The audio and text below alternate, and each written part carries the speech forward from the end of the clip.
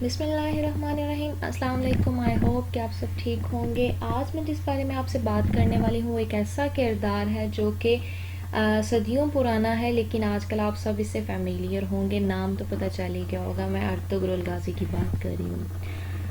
یہ کیریکٹر 13ویں صدی کا کیریکٹر ہے، لیکن اس کے بارے میں بتانے سے پہلے میں آپ کو یہ بتاتی چلوں کہ اس کا موجودہ حالات سے کیا تعلق ہے، وہ کون سی ایسی ڈیولپمنٹس ہیں جن کو ارطغرل غازی کے ساتھ جوڑ کے دیکھا جاتا ہے، اور ہماری گورنمنٹ نے یہ فیصلہ کیوں کیا کہ اس کو پاکستان میں نشر کیا جائے، اور اس کے علاوہ جن کو اس سے تکلیف ہے ان کو یہ تکلیف کیوں ہے۔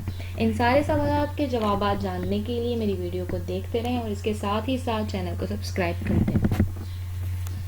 دراصل یہ جو معاملہ ہے یہ بہت پہلے کا ہے۔ 13ویں صدی میں جب چنگیز خان کی قیادت میں منگولیا سے نکلنے والے منگول تاتاری حملے کر رہے تھے تو انہوں نے مسلمانوں پہ، یورپینز پہ اور حتیٰ کہ چین تک پہ حملے کیے۔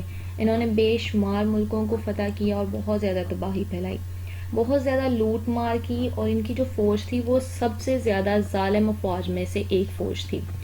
اس دور میں جب انہوں نے تباہی کی تو یہ ہوارزن کے علاقوں تک گئے۔ ہوارزن یہ سینٹرل ایشیا کا ایک جنوبی ایریا ہے۔ ہوارزن نے ایک بہت بڑی سلطنت جسے ایک تگری سلطنت مانا جاتا تھا، انہوں نے اس کو بھی تباہ کر دیا۔ اس تباہی کے بعد وہاں سے ایک قبیلہ جو کہ سے چھوڑ کے بھاگا، اس قبیلے کا نام کائی قبیلہ تھا۔ اس قبیلے کے سردار کا نام سلیمان شاہ تھا۔ سلیمان شاہ کے 4 بیٹے تھے اور اس کے تیسرے بیٹے کا نام ارطغرل تھا، جس پہ یہ ڈرامہ بنا ہوا ہے۔ یہ قافلہ جو وہاں سے چھوڑ کے بھاگا، اس قافلے میں تقریباً 400 سے 500 خاندان تھے۔ دریائے فرات کو کراس کرتے ہوئے سلیمان شاہ بادشاہ تھا، وہ ڈوب کر ہلاک ہو گیا۔ پھر ارطغرل اور اس کا چھوٹا بھائی اپنے قبیلے سے علیحدہ ہو گئے اور ارطغرل کو قبیلے کا سردار بنا دیا گیا۔ یہ لوگ ترکی کے علاقوں کی جانب روانہ ہو گئے۔ وہاں جب سفر کے دوران انہوں نے انقرہ کے قریب جب یہ جنگل سے نکلے تو انہوں نے دیکھا کہ سامنے 2 فوجیں لڑائی کر رہی تھیں۔ ان میں سے ایک فوج تو علاؤالدین کی تھی جو کہ وہاں کا سردار تھا، اور دوسری فوج غالباً تاتاریوں کی تھی، تو انہوں نے علاؤالدین کا ساتھ دیا۔ ارطغرل کے ساتھ 444 بندے تھے، اور ان 444 بندوں کے ساتھ انہوں نے بڑا وحشی قسم کا حملہ کیا، اور ان کے لوگ بھاگے نہیں، ڈرے نہیں، اور ارطغرل کی وجہ سے سلطان علاؤالدین ایک ہاری ہوئی جنگ جیت گیا۔ سلطان علاؤالدین اس سے کافی خوش ہوا اور وہ اس کو اپنے ساتھ انقرہ لے گیا، اور وہاں پہ ایک پہاڑی علاقہ ان کو دے دیا جہاں وہ رہیں گے، اور اگر دشمن آ جاتے ہیں تو وہ ان کی حفاظت کریں گے۔ ارطغرل نے اپنی زندگی میں ایک خواب دیکھا تھا جو کہ کچھ ایسے تھا۔ اس نے اس خواب میں ایک چاند، ایک درخت دیکھا جس کی کافی شاخیں تھیں جو کہ پوری دنیا میں پھیل رہی تھیں۔ اس کے مرشد نے اسے بتایا کہ تم بہت بڑی حکمرانی کرو گے اور تمہاری اولاد بھی کرے گی، تمہیں اسلام کی خدمت کے لیے چن لیا گیا ہے۔ اور اس کا خواب کچھ ایسے تھا، اور یہ جو خواب جب پورا ہوا وہ اس طرح سے پورا ہوا کہ اس کے خواب میں اس نے 4 دریا اور 4 پہاڑ بھی دیکھے تھے۔ وہ 4 دریا اس کی سلطنت میں تھے: دجلہ، نیل، فرات اور دینوا۔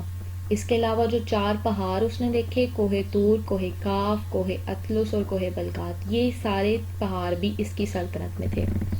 تقریباً 650 سال تک انہوں نے حکومت کی۔ انہوں نے آس پاس کے علاقوں کو فتح کرنا شروع کر دیا اور اپنی سلطنت بنانا شروع کر دی، اور ایک وقت ایسا آیا کہ اپنی وفات سے پہلے یہ بہت طاقتور ہو گیا۔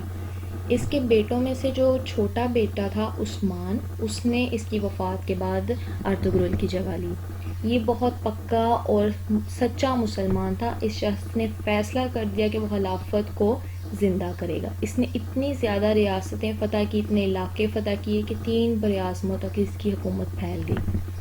پہلے تو اس کے والد نے بڑے کارنامے کیے جن پر یہ ڈرامہ چل رہا۔ انہوں نے 650 سال تک حکومت کی، لیکن بعد میں ان میں عیاشی آ گئی، غداری آ گئی۔ اعجاز ان کے پاس تھا، یعنی خانہ کعبہ اور مدینہ منورہ کا کنٹرول ان کے پاس تھا۔